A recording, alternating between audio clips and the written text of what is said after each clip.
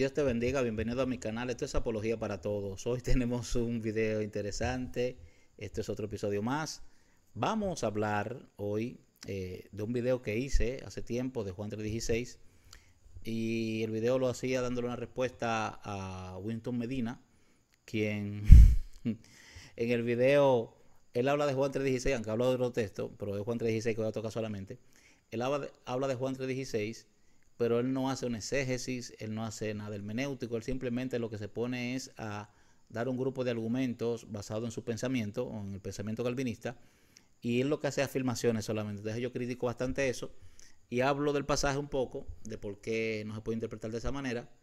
Entonces él me respondió, pero él no me respondió en un video, él me respondió a través de un comentario que me gustaría leer acá. Voy a leer el comentario, lo puse en Word para poder leerlo bien, para que se pueda entender mejor. Lo dividí pregunta por pregunta para así poder darle respuesta. Vamos a ver las preguntas de Winston Medina. Él me escribió lo siguiente: déjame hacerte varias preguntas. ¿Cuál cláusula depende de la primera cláusula de Juan 3:16? La segunda pregunta es: ¿qué tipo de cláusula es la que dice que envió a su hijo? La tercera es: ¿qué tipo de cláusula es la que dice para todo aquel que en él cree no se pierda? Y de aquí para adelante yo considero que lo que él habla, con todo el respeto del mundo lo digo, son puras tonterías. No podría Goliat creer y los demás muertos, los jebuseos, entre otros. El tema no son los santos del Antiguo Testamento. Los muertos incrédulos conocieron a Cristo.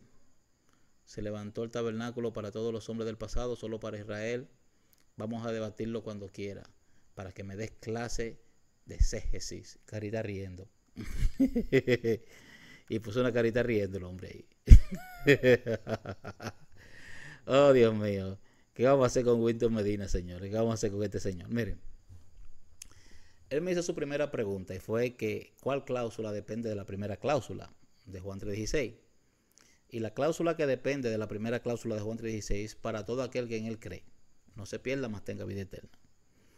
Y esta parte expresa el propósito de la acción mencionada en la primera cláusula, que es el amor de Dios, porque de tal manera amó Dios al mundo, que envió a su Hijo unigénito. Es decir, lo que está acá en esta cláusula que sigue es la acción mencionada, es decir, es lo que Dios hizo.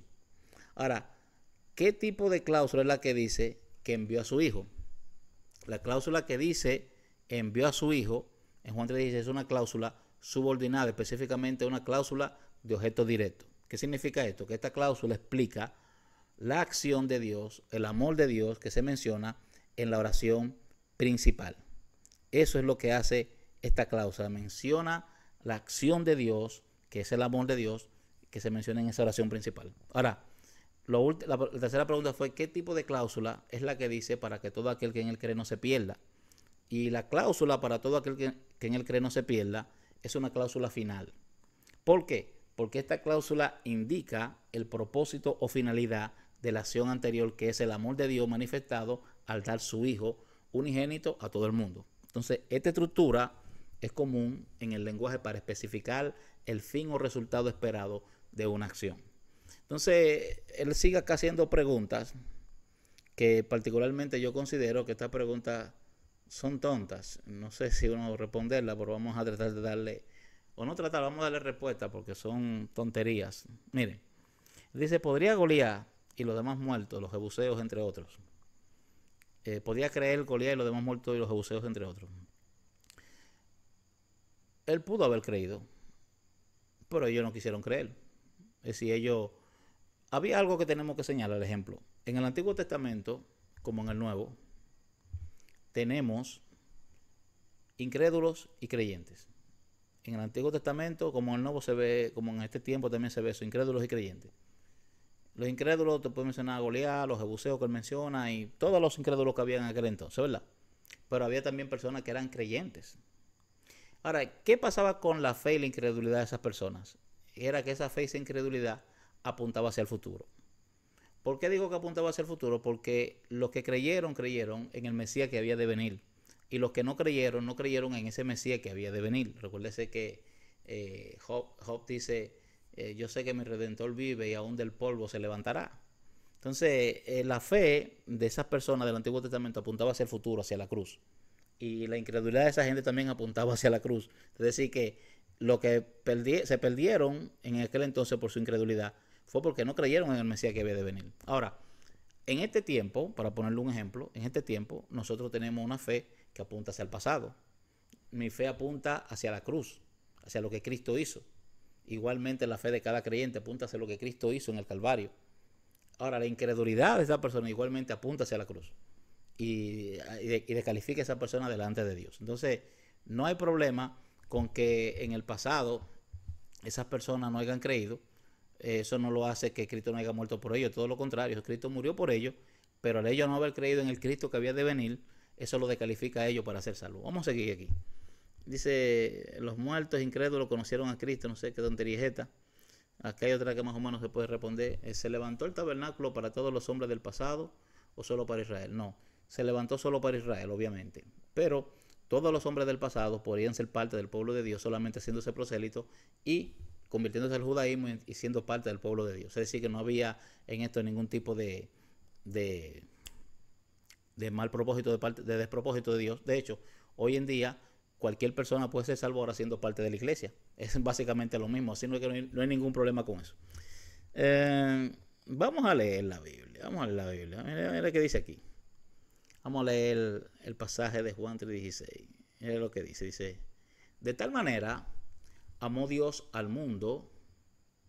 Dice, porque de tal manera amó Dios al mundo que ha dado a su Hijo unigénito para todo aquel que en él cree no se pierda, mas tenga vida eterna.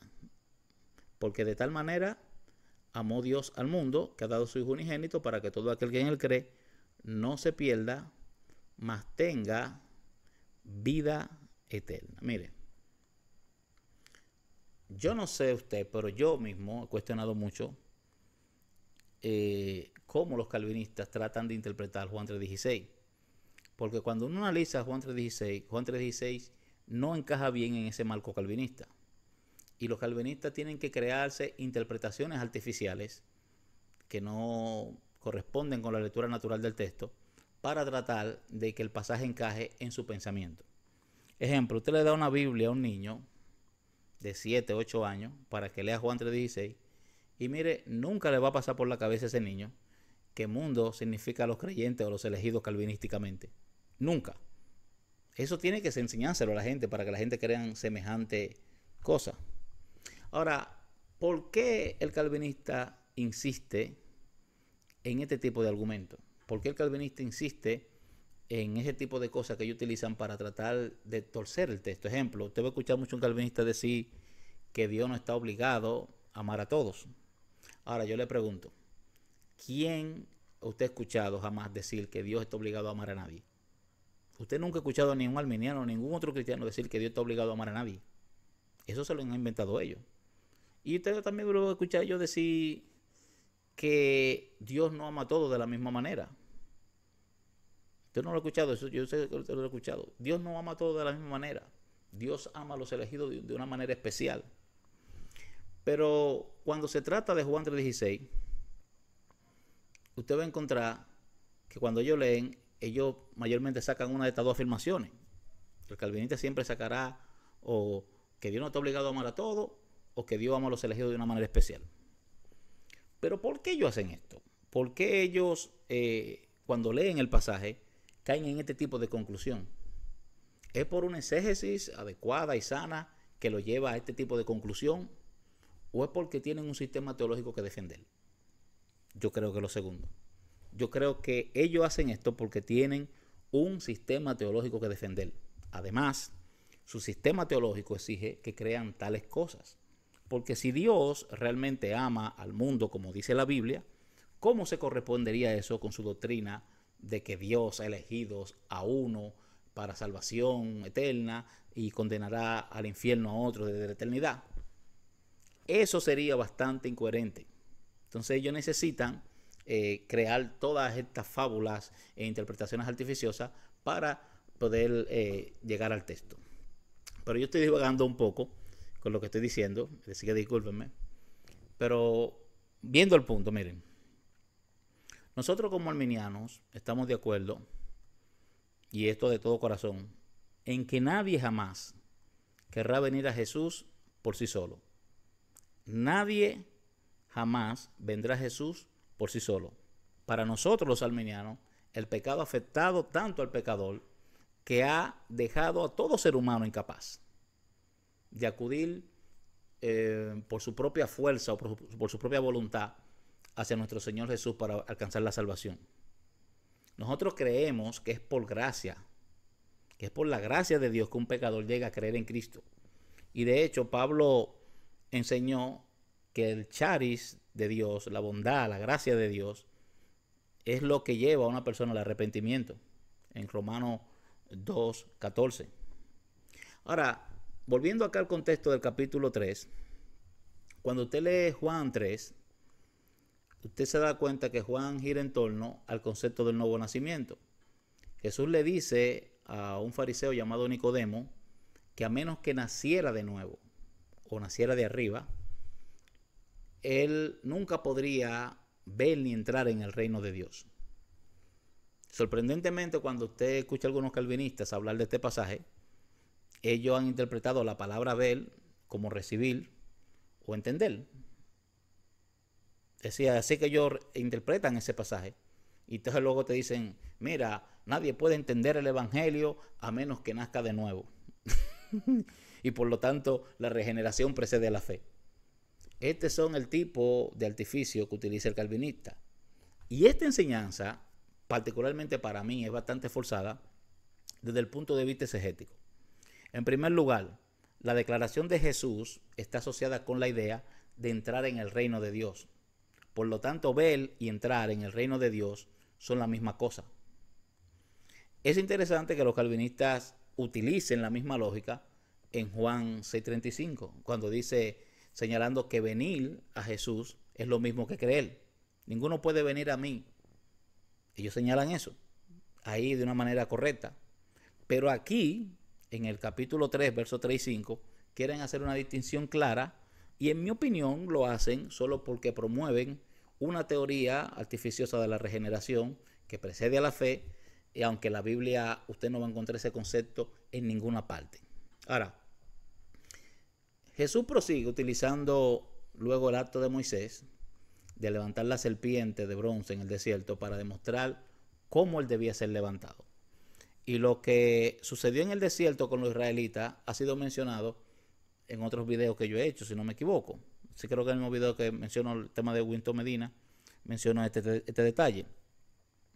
Así que déjeme poner brevemente esto, mire. Los israelitas eran desobedientes de Dios. Habían desobedecido a Dios y eran personas muy desobedientes. Así que Dios envía serpientes a su campamento. Y las serpientes empezaron a picar a estos hombres y empezaron a morder a estos hombres y picarlo. Y dice que estos hombres empezaron a morir por causa de la mordedura de la serpiente. Moisés le ruega a Dios por su pueblo. Así que cuando Moisés le ruega a Dios por su pueblo, Dios le dice a Moisés que pusiera una serpiente sobre un asta de bronce y la pusiera en medio del campamento, para que cualquiera que mirara a la serpiente sanara de sus mordeduras de serpiente. Eso es lo que dice. Y luego, la Escritura señala que Jesús sería levantado para que todo aquel que en él cree tenga vida eterna. Sin embargo, en la siguiente declaración se resume la intención de Dios. Fíjese, mire, el verso 15 dice que él sería levantado para que todo aquel que en él cree tenga vida eterna. Y luego entra el 16, que aquí hay un resumen, la declaración de la intención de Dios dice, porque de tal manera amó Dios al mundo. Entonces aquí hay una preposición, que es por qué, que conecta el versículo 16 con la declaración anterior que se encuentra en el versículo 15. Mire, vamos a leérselo de otra forma. Debido a lo que se acaba de decir en el verso 15, acerca de que todo aquel que cree tendrá vida eterna, esto se debe al hecho de que Dios ama al mundo. Wow. Este pasaje demuele el calvinismo. Por eso es que los calvinistas tratan de tergiversar el pasaje. Ahora, no es del todo relevante, ejemplo, si la palabra se interpreta como tanto o de tal manera. El hecho es que Dios ha demostrado su amor por el mundo. Es decir, eso es lo importante, que Dios ha demostrado su amor por el mundo. Pero en mi opinión, los calvinistas se han esforzado al máximo, pero bueno, usted lo ve en ese video de Winston Medina, que básicamente él no cita el pasaje, él no cita el contexto, es lo único que hace que empieza a hablar desde su mantra calvinista. Es decir, él lo que está hablando de su pensamiento calvinista, pero él no está tratando con el texto. Entonces, ellos se han esforzado de una manera, hermano, radical al máximo para afirmar que la palabra mundo, así como la palabra todos, no significa cada individuo sin excepción. Cabe destacar que obviamente hay lugares en el Nuevo Testamento en los que la palabra mundo no significa todos y cada uno de los individuos. Ejemplo, Juan 1.10, Juan 12.19 y Hechos 17.6. Son 3 pasajes específicamente que la palabra mundo no significa cada individuo. ¿Pero por qué? Porque el mismo contexto de los pasajes limita los pasajes. Así de simple, si el contexto mismo es que limita los pasajes. Sin embargo, la mayoría de los pasajes del Nuevo Testamento que hablan del mundo está hablando de todas las personas. El mundo entero es responsable ante Dios. Ejemplo, dice Juan 3.19. El pecado entró en el mundo por medio de un hombre, dice Juan, Romano, yo dije Juan, Romano 3.19 y Romano 5.12. Asimismo, la palabra todos, en su significado más básico, lo abarca todo. Ejemplo, todos han pecado, como dice Romano 3.23. La muerte se extendió a todos los hombres, como dice Romano 5.12. Dios ha confinado a todos en desobediencia, como dice Romano 11.32. Ahora, yo quiero leer algo acá que lo tengo acá y yo sé que será de mucha bendición. Déjenme leer esto, que es algo que copié, algo que estaba leyendo. Dice aquí, el doctor Terry L. Mitchell, citando a Norman F. Doty, quien argumenta en contra de una hermenéutica calvinista, comenta: los pasajes que hablan de la muerte de Cristo por el mundo han sido malinterpretados. Juan 1.29, Juan 3.16, etc. La palabra mundo realmente significa el mundo de los elegidos, el mundo de los creyentes, la iglesia. Nuevamente, esta es una afirmación importante. La pregunta es, ¿dónde recae la carga de la prueba? Entonces, mire lo que hace él aquí, que por esto fue que lo cité. Fíjese esto. Esto es interesante. Dice aquí, Doughty menciona las siguientes obras: Sinónimo del Nuevo Testamento de Trench, Diccionario Teológico del Nuevo Testamento de Kittel, Diccionario Positivo de la Palabra del Nuevo Testamento de Vine, Estudio de la Palabra del Nuevo Testamento de Vincent, Léxico griego e inglés del Nuevo Testamento de Robinson, Léxico de bolsillo del Nuevo Testamento del griego de Southern, Nuevo Testamento griego-inglés interlineal de Berry, Léxico griego-inglés del Nuevo Testamento de Almy Grinch, Léxico griego manual del Nuevo Testamento de Abo Smith, la Nueva Enciclopedia del Conocimiento Religioso de Schaff Herzog, Diccionario Bíblico Hafting y Diccionario de la Iglesia Apostólica, la Enciclopedia Bíblica Estándar Internacional, Nuevo Diccionario Bíblico de Tasker, Ever F. Harrison en el Diccionario de Teología Baker y John Davis en su Diccionario de la Biblia. Tanto Harrison como Davis enumeran Juan 3.16 como una referencia a la humanidad, aunque ambos son presbiterianos. Fíjese, mire, los últimos 2 que mencioné son presbiterianos, pero todo lo que mencioné ahí son todos eruditos. Y todos esos son diccionarios bíblicos y gente que tienen conocimiento de este tema. Oiga lo que dice él aquí. Luego Doughty dice, pero entre todas las divisiones y sus divisiones enumeradas, nunca se dice que la palabra para mundo denote los elegidos. Estos léxicos no saben nada de tal uso de cosmos en el Nuevo Testamento bajo el cual tabular Juan 1.29, Juan 3.16 al 18, Juan 4.42, Juan 6.33, Juan 6.51, Juan 12.47, Juan 14.31, Juan 16 del 8 al 11, Juan 17.21, Juan 17.23, Segunda de Corintios 5.19, Primera de Juan 2.2, Primera de Juan 4.14. Entonces, Doughty continúa diciendo, todo esto es desastroso para los defensores de la expiación limitada. Se han aventurado a colocarse por encima de la erudición combinada de nuestros léxicos, enciclopedias y diccionarios cuando han atribuido un significado adicional a la palabra cosmos que apoya su sistema teológico. Mire, esto es demoledor. Particularmente yo pienso que esto es demoledor. ¿Sabe por qué?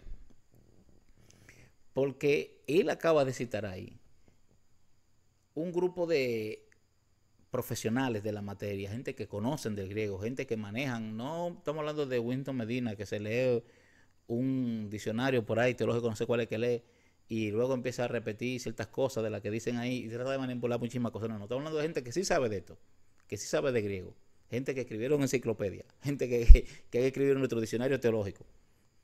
Esa gente, todos tabulan la palabra mundo hablando de la humanidad completa.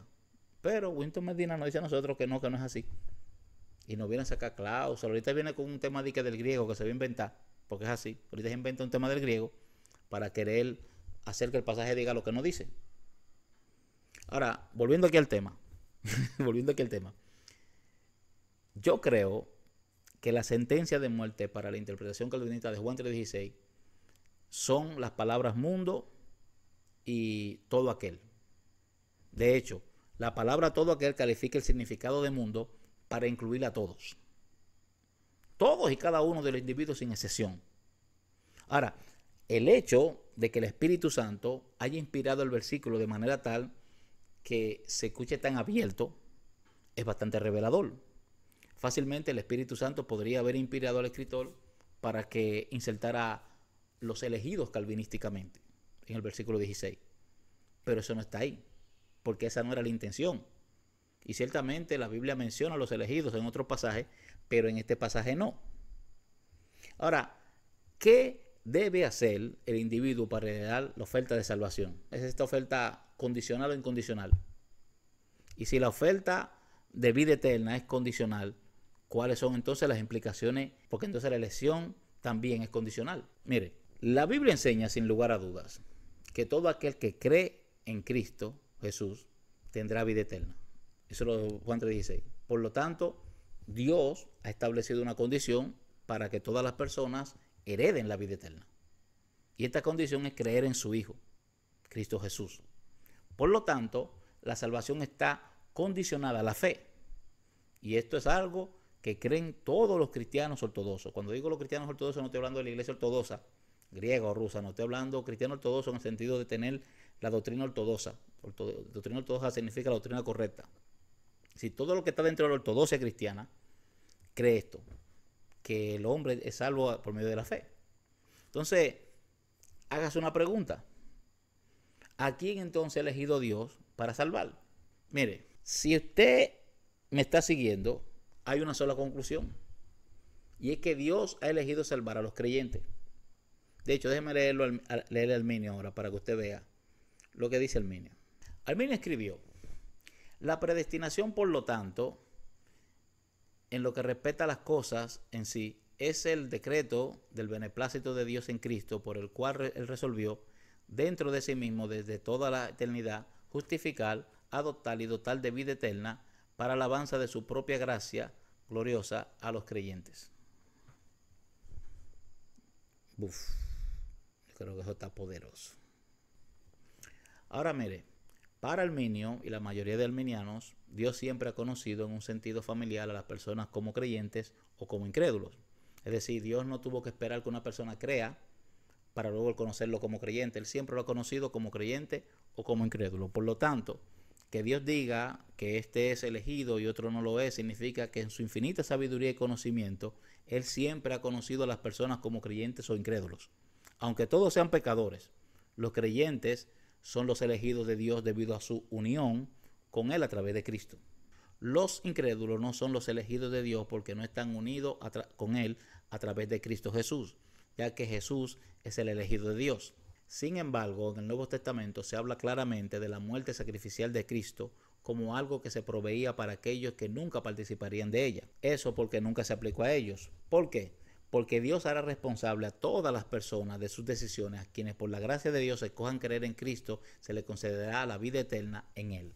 No obstante, quienes despreciaron la gracia de Dios tendrán que rendir cuentas. Dice que pisotearon al Hijo de Dios, consideraron inmunda la sangre del pacto en la cual fueron santificados e insultaron al Espíritu de gracia. Hebreos 10:29. Esto solo se puede decir de quienes finalmente rechazaron a Cristo. aunque la implicación es contextualmente de quienes alguna vez fueron considerados creyentes. Ningún arminiano que yo conozca cree que Dios está obligado a amar a cada individuo. No es una cuestión de obligación, sino de hecho, debido a su naturaleza, que es amor, como dice Primera de Juan, capítulo 4, verso 8. Así como el pecado entró en el mundo y separó a cada individuo de Dios, así también Cristo Jesús se entregó a sí mismo para redimir a cada individuo, y eso es exactamente lo que enseñó Pablo en 2 de Corintios capítulo 5 verso 14. Él solo redimirá a quienes confíen en él. Concluyo con esto: si todos están muertos, es decir, separados de Dios debido a su pecado, como dice 2 de Corintios capítulo 5 verso 14, entonces Cristo Jesús definitivamente murió por todos, como dice 2 de Corintios capítulo 5 verso 14. Dios demostró su amor por todos al dar a su único hijo para que todo aquel que en él crea tenga vida eterna. El versículo para mí es demasiado simple. Uno tendría que hacer un milagro exegético y hermenéutico para que significara algo diferente de su significado básico y primario. Bueno, con esto termino. Si el video te gustó, dame un like. Topología para todos. Nos vemos en el próximo video. Bye.